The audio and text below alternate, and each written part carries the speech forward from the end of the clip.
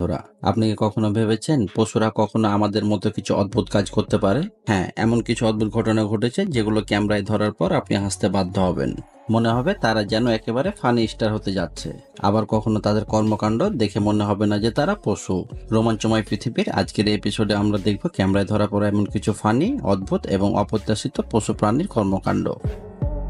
দেখুন, বানরটিকে ধরার জন্য কি চেষ্টাটাই না করছে বাঘ, কিন্তু বানর মনে মনে বলছে তুমি বনের রাজা হতে পারো, কিন্তু গাছের রাজা আমি। 5টা মিনিটের লেগে তুই খালি একটু আয়া পর, তোরে মাইরা আমি ঘুমামু ভাই, আমার ঘুম হয় না।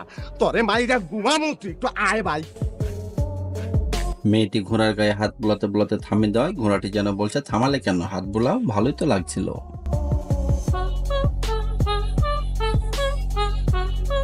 আমরা শুনেছি শিয়ালকে দেখে হাসে ভয় পায়, এখানে যেন ঠিক তার উল্টো প্রতিচ্ছবি। প্লিজ আমাকে ক্ষমা করে দাও, প্লিজ প্লিজ আমাকে ক্ষমা করে দাও।